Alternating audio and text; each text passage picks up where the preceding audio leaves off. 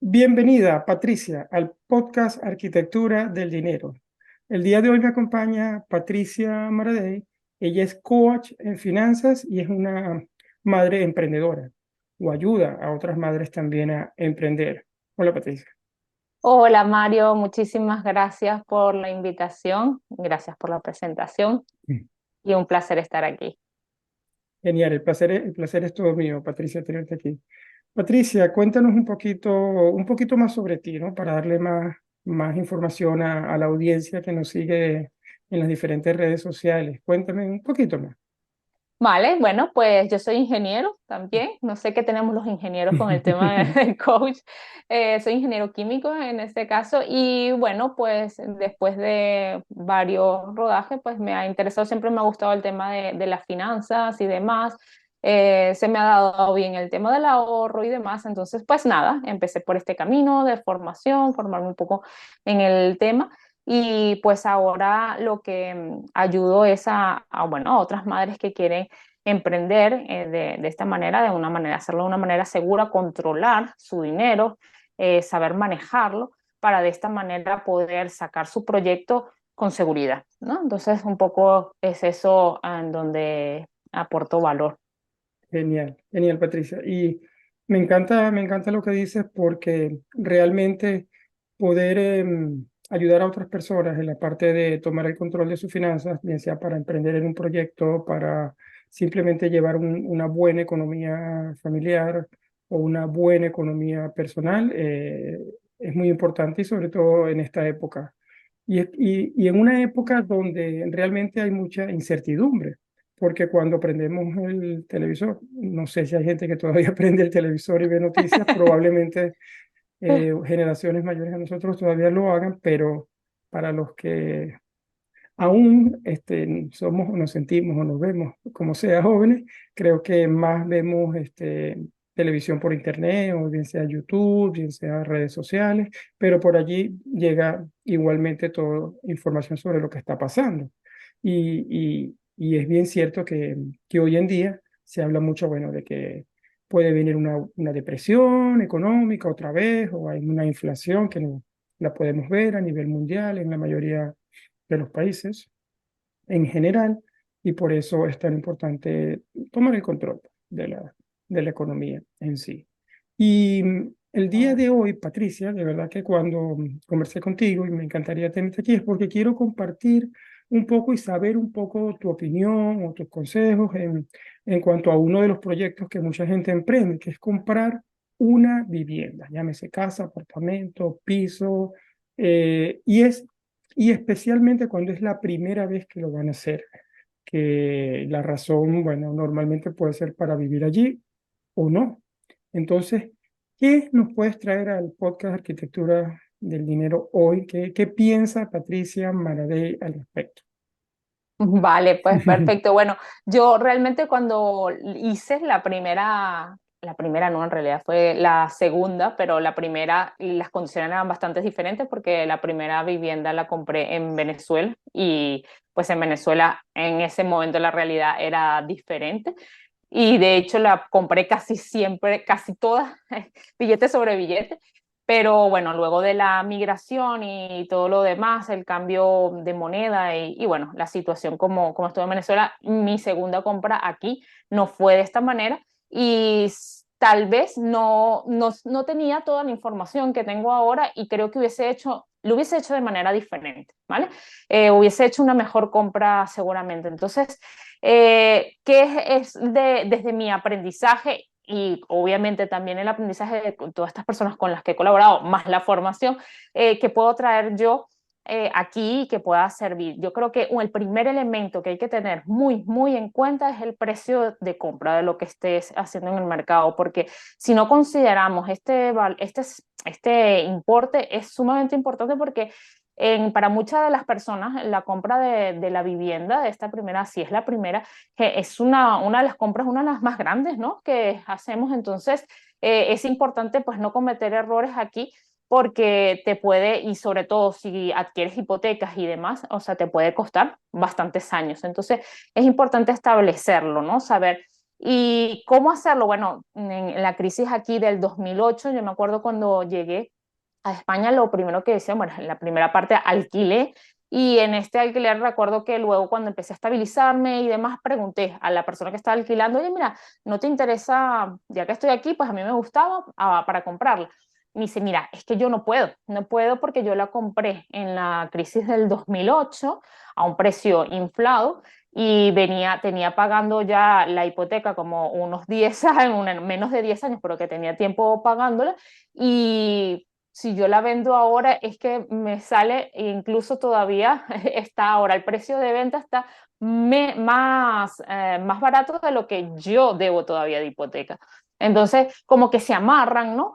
A esas, te amarras a esa vivienda que luego pues es un poquito, si vas a salir, pues tienes que perder una buena parte, ¿no? De ese dinero que invertiste en esa parte. Entonces es importantísimo evaluar muy bien el precio de coste no solamente el precio intrínseco de la vivienda como tal, sino también de lo que realmente tu realidad y de lo que puedes adquirir, ¿no? Porque también he visto esto y es un poco el caso, un poco de alguna manera lo que creo que caí en ese momento bueno, mira, es que yo quiero una casa para mí, entonces tiene que tener 4 habitaciones, no sé cuánto más. Uf, cuando empecé a ver, oye, pues no. Entonces vamos a ir bajando, bueno, qué cosas puedo prescindir y qué otras cosas no para hacer la compra de esta vivienda, ¿no? Pero entonces es adaptarse a tus objetivos y a tu realidad, porque sí, es cierto, y en mi caso, lo que yo considero es si vas a comprar un activo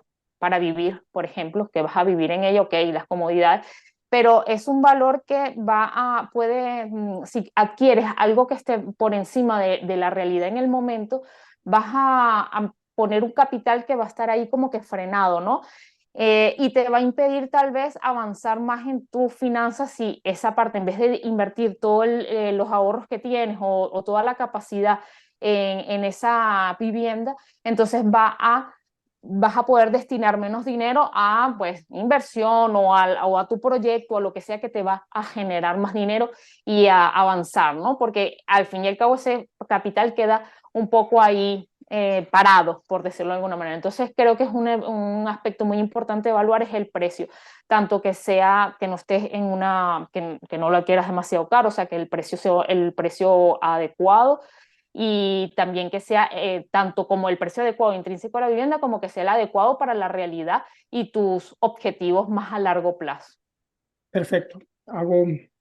Te paro ahí un momentico para opinar Sí, un poquito de lo que por me dices. supuesto, eso es lo Sí, primero, interesante. 100% de acuerdo con lo que estás diciendo. Las personas, como este primer elemento, el precio de compra, es muy importante. Pienso que las personas deben estar claros en cuánto, primero, eh, pueden pagar, ¿verdad? Y cuánto debe costar esa primera vivienda que van a adquirir. En este caso, vamos a poner el supuesto que van a adquirir esa vivienda para vivir, no digamos que para otro fin en este momento específicamente. Y, y algo que tú comentaste es muy cierto, ¿no? Muchas personas en la crisis, vamos a hablar de la crisis inmobiliaria del 2008, que fue una crisis inmobiliaria que empezó en los Estados Unidos y se extendió también a Europa, realmente, y donde en esa época, que fue exactamente el año que los dos somos venezolanos, también salí de Venezuela y me vine a vivir a Noruega. Vives en España y yo en Noruega. Y vi como muchas personas también padecieron bueno, de hasta perder las casas, perder las viviendas en esa época.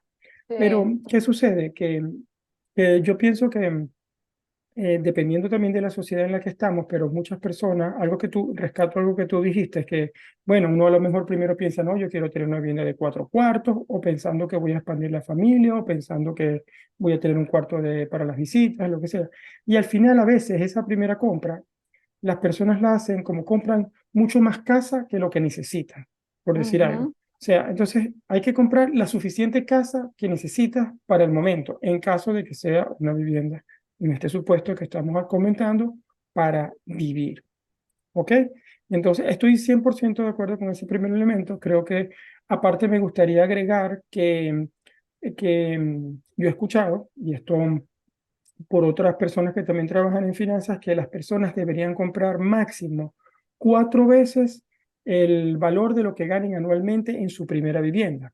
Pongo un ejemplo, si yo tengo un sueldo de 50.000 euros, entonces al año, entonces yo creo que según esta regla debería comprar una vivienda hasta máximo 200.000 euros. No significa que tengo que ir a esa vivienda, pero sobre todo también, y es importante pensar que ese dinero, como tú mencionaste, que voy a dejar parado, que a lo mejor puede haberlo invertido en otra cosa, hay un costo de oportunidad allí. Entonces, por eso, si yo voy a dar un inicial de 50.000 por algo de 200.000, quizás yo puedo dar un inicial de 25.000 por algo de 115.000 o de 120.000 y me va a quedar otros 25.000 para invertir.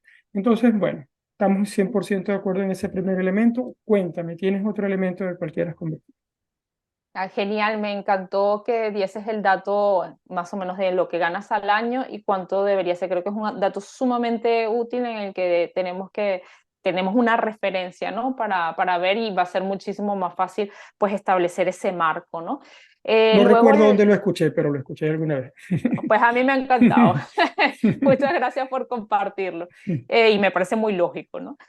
Luego, pues el segundo punto es la hipoteca, ¿no? En cuanto a la hipoteca, pues hay dos cosas, ¿no? Que es el tiempo de duración de la hipoteca y la tasa de interés, ¿no? De la misma. Entonces, realmente ahora es como decir, o sea, obvio, la hipoteca es el segundo paso porque casi que es inadmisible pensar en comprar para las personas que están empezando, que es su primera vivienda, comprarla, bueno, sin hipoteca, ¿no? Entonces, que es posible, bueno, de hecho, no sé tú, Mario, pero lo que eran, por ejemplo, mis padres pudieron comprar su vivienda porque en ese momento, incluso mis abuelos también, en ese momento el tema de las hipotecas como que no era tan, no era tan accesible, no era tan fácil, ¿no? Actualmente, no sé, por lo menos yo a mí me hubiese costado mucho, claro, sí es cierto que tuve que empezar de nuevo y demás, ya con una edad, pero hubiese costado hacer esta primera compra bueno, sin hipoteca. Entonces, generalmente establecemos como que, vaya, vamos a necesitar una hipoteca. Lo ideal sería no necesitar, obviamente, la hipoteca y poder reunir ese capital, porque evidentemente la vivienda te va a salir muchísimo más económica, ¿no? Y vas a tener muchísimo más holgura. Pero en función a que, como la mayoría de las personas, pues accedemos al tema de hipoteca, entonces es importantísimo el tema de la duración y la tasa de interés. Entonces, la duración. Hay duraciones, todavía hay, en estos días me estaba hablando un chico, no, así que me he puesto en la hipoteca y es una hipoteca de 40 años, oh, madre mía, entonces con estas hipotecas que son tan largas, estos son dos indicativos. El indicativo de que tengas que hacer una hipoteca tan larga es que probablemente no estás cumpliendo, estás adquiriendo una vivienda por encima de tus capacidades en ese momento. Entonces son 40 años pagando esta hipoteca. ¿Por qué? Por la tasa, la cuota fija, pues es lo que te acomoda a tu economía, entonces evidentemente necesitas dividirlo en muchísimos meses y también es un poco referente a la inicial que tienes para darla, ¿no? Entonces, ¿qué pasa con estas hipotecas tan largas? Que evidentemente los intereses son altísimos, entonces al final terminas pagando ahí por ahí, tenemos hojas de cálculos y demás que lo puedes hacer, que terminas pagando dos casas, o sea, dos viviendas. Entonces, fíjate que, ¿qué impacto tiene eso? Bueno, si empiezas, claro, tú le hablas a una persona de 20 años con respecto a su jubilación y, o sea, no va a pensar en ese sentido, pero nosotros que, y ni siquiera tanto nosotros, pero ya empezamos, ¿no? Ya, bueno, yo tengo 41 años, entonces ya estoy empezando a pensar, oye, mira, la jubilación pues probablemente no está. Entonces, ¿qué implicación tiene comprar una hipoteca o adquirir una hipoteca en tantos años? Que suponte que la compras a 200.000, vas a terminar pagando 400.000.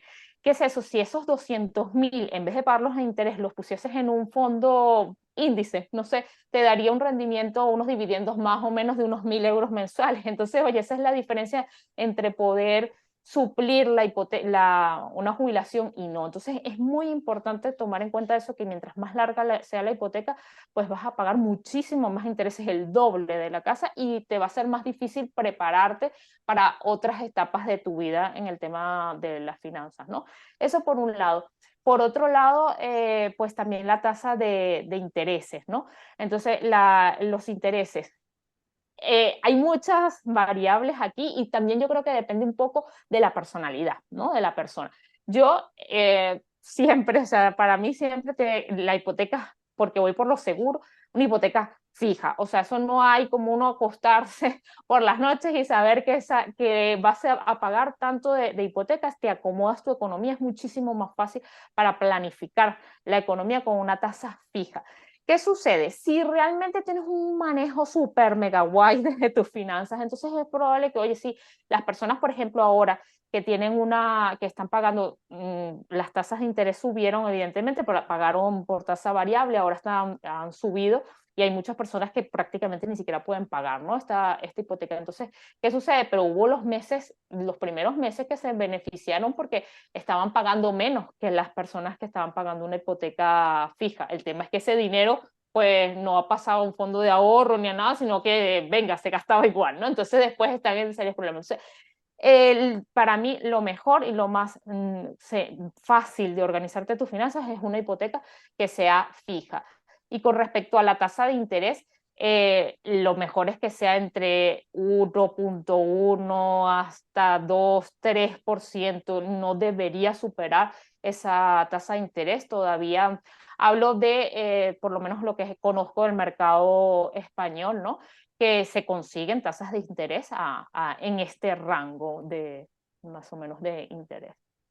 Genial, genial. No, de verdad que ese segundo elemento que hablas de la hipoteca, donde tienes que tomar en cuenta el tiempo de la hipoteca y la tasa de interés, las personas normalmente, y bueno, yo que también he comprado ya mucho más que una casa desde hace ya algún tiempo, puedo decir que yo cometí errores cuando me seleccioné las primeras hipotecas. Te estoy hablando inclusive en Venezuela y luego fuera de Venezuela también. ¿Por qué? Porque uno cree que uno va al banco y que la persona que trabaja en el banco quiere lo mejor para ti y te mira, yo te voy a conseguir la hipoteca, eso sí, vas a pagar esto, mira, no, tu cuota va a ser más económica y entonces realmente confiamos mucho, de verdad, en nuestros asesores financieros, en los bancos y no nos damos cuenta que ellos están más vendiendo una hipoteca que ofreciéndonos una financiación con los mejores beneficios.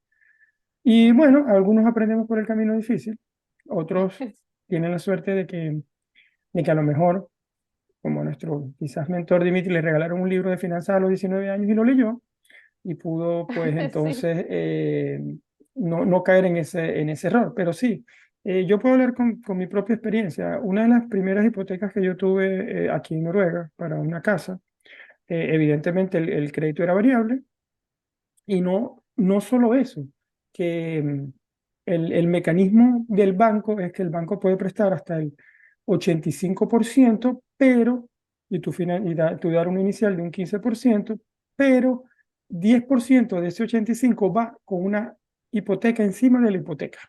Fíjate, Wow. un truco. A diferencia en España, que por supuesto el sistema español estoy empezando a conocerlo, pero todavía no lo domino porque me estoy metiendo por ese mercado también.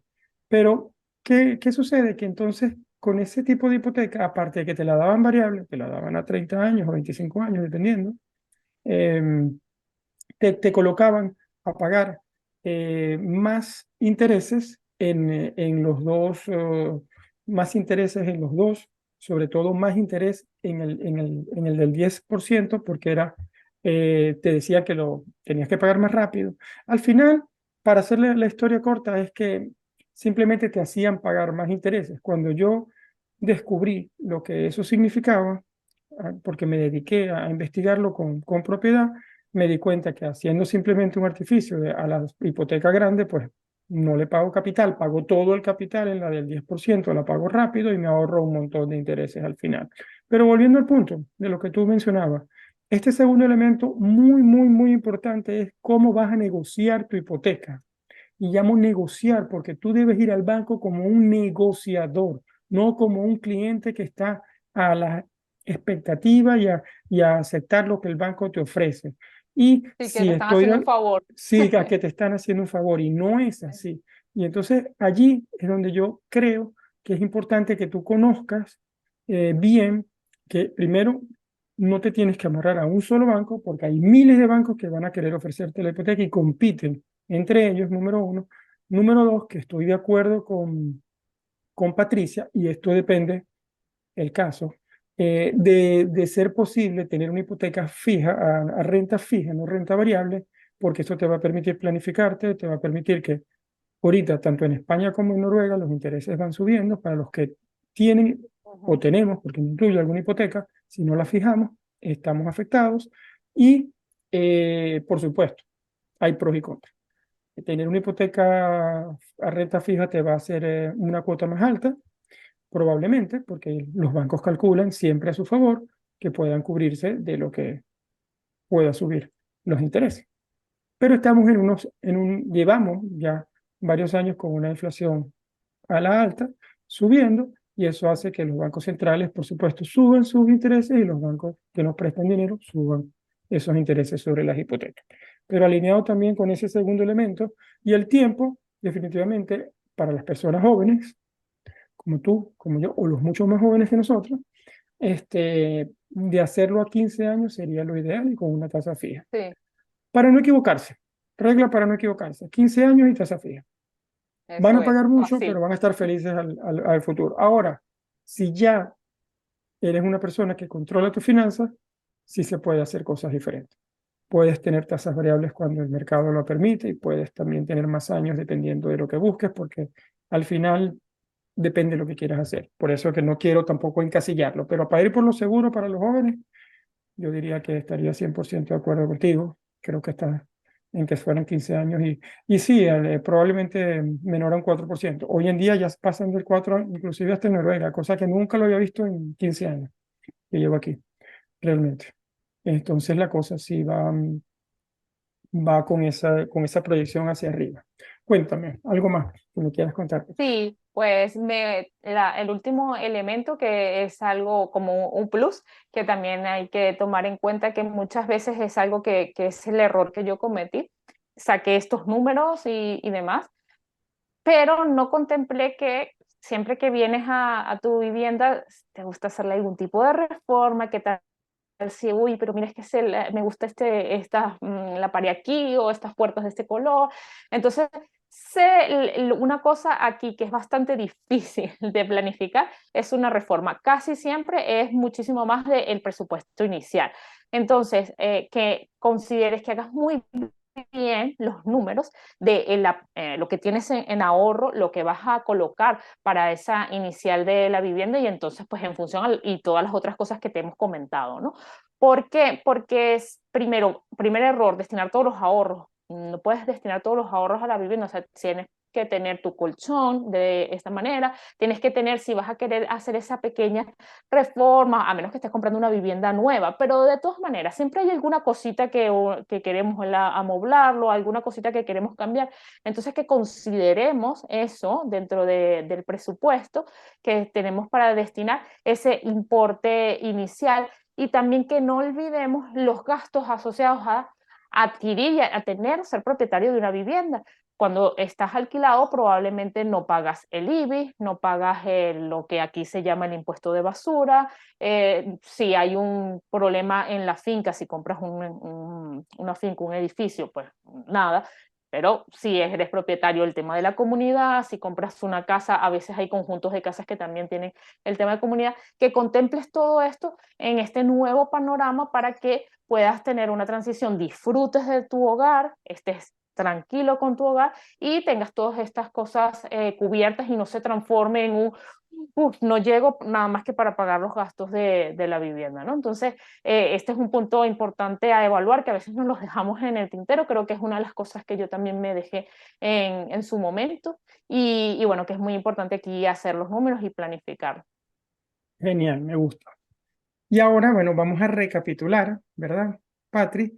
Y bueno, me encanta todo lo que has dicho, definitivamente de los tres elementos que has traído para acá, para el podcast Arquitectura del Dinero. Número uno, el precio de compra de la vivienda. Hemos hablado bastante sobre lo importante que sea un precio que puedas pagar, que no sea más vivienda que la que necesitas.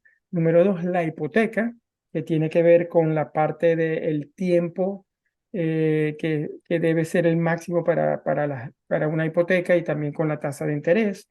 Y bueno, regla sencilla para los jóvenes, 20 años plus, 15 años y eh, Hasta fin. tasa de interés fija como tal.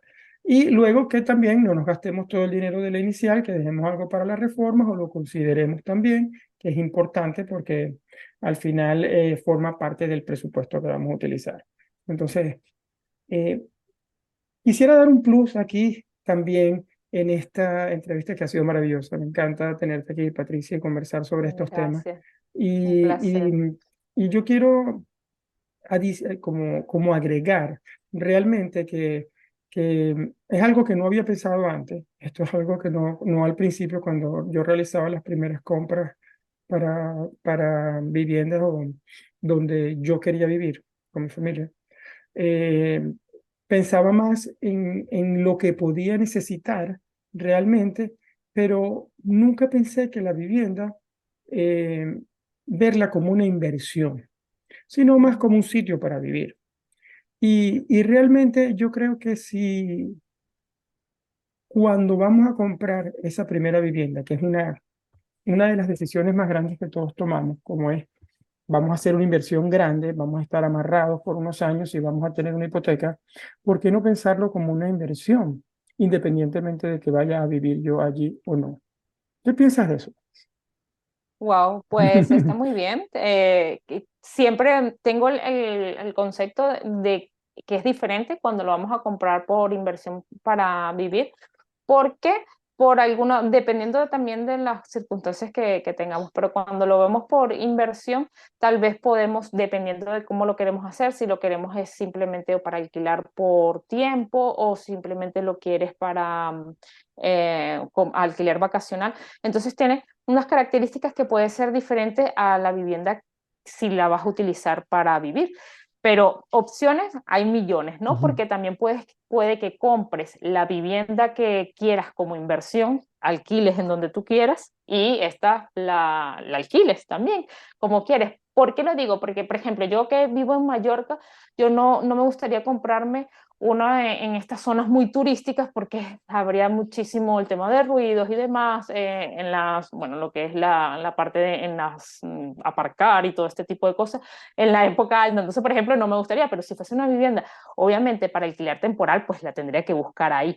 Entonces, básicamente esas son pues un poco las diferencias que yo puedo tener. O, por ejemplo, si vives con unas personas que tienen movilidad reducida, pues algo que ya esté en cuesta o que tenga esas cosas como que no las puedes, hay cosas que no puedes negociar cuando es para vivir con donde tienes que vivir y que sí puedes negociar si las planteas hacerlo como inversión.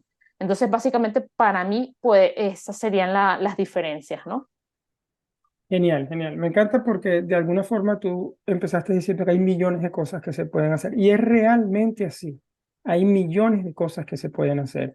Y yo he aprendido a lo largo de los años que no siempre debemos hacer las cosas como by the book, Ujú, como nos enseñaron. es verdad. Nosotros dos que venimos de Venezuela, probablemente somos ingenieros los dos. Realmente, bueno, tuvimos probablemente padres que nos dieron estudios, nos graduamos de ingeniero y nos dijeron, bueno, ahora vayan, compren su primera casa, Sí. crédito, probablemente, compren su primer carro, crédito, bueno, cásese, Okay. tenga sus muchachos y el perrito y sea feliz. Y hasta ahí más o menos va el tema. Y eso es como que no le veo nada de malo, pero creo que no era la única opción que teníamos, pero quizás nuestros padres y nuestros abuelos a lo mejor nos han inculcado eso. Hoy en día con las muchas personas con las que converso, jóvenes sobre todo, o un poco más jóvenes que yo, les trato de vender la idea de que hay millones de cosas que hacer y que la vivienda realmente, siendo una compra tan importante, pues si la ven como una inversión, entonces va a ser probablemente eh, que les ayude en el camino que ellos quieran tomar en cuanto a cómo, bueno, en cuanto a cómo no en cuanto a cómo llevar sus finanzas, pero van a influir mucho en cómo sus finanzas van a definir su vida, diría yo. ¿Y por qué te digo eso? Porque si bien es cierto que cuando tenemos el primer trabajo y entonces los bancos dicen, bueno, estás bien pagado, te voy a dar una hipoteca, o en el mejor de los casos, si el banco realmente son bancos serios y te la quieren dar con todas las condiciones como hoy en día se establecen las hipotecas, entonces quizás es bueno pensar realmente dónde la voy a comprar, viviría yo allí, o realmente quizás qué me puedo permitir por el sueldo que tengo, volviendo a lo que estábamos conversando antes, puedo comprar algo quizás pequeño y alquilarlo y yo seguir viviendo con mis padres o viviendo de alquiler, pero un inquilino va a pagar mi vivienda. O puedo comprar algo que tenga varios cuartos y compartirlo porque todavía estoy soltero y esa persona con la que lo voy a compartir va a pagar mi vivienda. Entonces, yo siento que el factor que yo no consideraba antes, y por eso quiero agregar este tip que me parece tan importante, Súper, es, sí. es cumplir con los tres elementos que tú has mencionado, sine qua non, porque sí, y adicionalmente pensar que la vivienda, la primera vivienda que compras, también puede ser una inversión que te puede ayudar en tu camino, el que tú definas para tu futuro financiero. Me Bueno, ha con eso encantado. lo podemos, no sé si quieres agregar algo más o lo dejamos hasta allí y te pregunto para que dónde te puede encontrar la Sí, gente. me ha encantado ese punto, la verdad que es genial y mientras lo ibas diciendo también se me ocurrían cosas, la verdad que es importantísimo eso, evaluar y que nuestra vida cambie, nuestros intereses cambien, que a veces estamos en pareja y aún no tenemos hijos, oye, pero cuando tengamos y te vamos a tener dos, entonces necesitamos tantas habitaciones y realmente quizás en ese momento no lo necesites y esto te permita tal vez en vez de comprar una, comprar dos o comprar una y lanzar el proyecto con el que vas a mejorar esos ingresos. Entonces, que sí, que me ha encantado ese plus que has dado, Mario. Muchísimas gracias. No, Y gracias a bueno, ti. pues nada, a mí pues me puedes encontrar tanto pues con YouTube, en mi página web y ahora pues he lanzado, le comentaba a Mario que he lanzado hace poquitín la newsletter y estoy muy ilusionada con ese proyecto porque lo que se busca con el proyecto es justamente dar todas las semanas un aprendizaje para que de esa newsletter empieces a controlar el dinero, a gestionarlo de manera correcta, porque va a tener un aprendizaje y una acción que vas a ir implementando semana a semana y que vas a ir mirando cómo cambia esta finanza. Entonces, si te dedicas, así como dice James Clear en Hábitos Atómicos, acciones concretas, pequeñas, fáciles de ejecutar, pero constantes en el tiempo. Entonces, así es que se logran estos cambios más profundos, ¿no? Con una arenita, arenita, arenita va haciendo el desierto, ¿no? Entonces, esa es la idea y pues los invito entonces a suscribirse a la newsletter que pues estamos aquí compartiendo ese valor y esas acciones diarias. Genial, Patricia. Bueno, y diciéndote, pero le comento a todas las personas que toda la información de Patricia, cuando este video esté en YouTube, en el canal de YouTube de Arquitectura del Dinero y en todas las plataformas de audio donde lo puedan escuchar, busquen allí, que allí van a estar esos enlaces o esos links para, para, lo, para encontrar a Patricia y bueno, ponerse en contacto con ella, que sé que es una excelente coach en finanzas y aparte una madre emprendedora. Con esto, bueno, me despido, te doy las gracias y te envío un abrazo. Gracias, Mario. Adiós. Chao.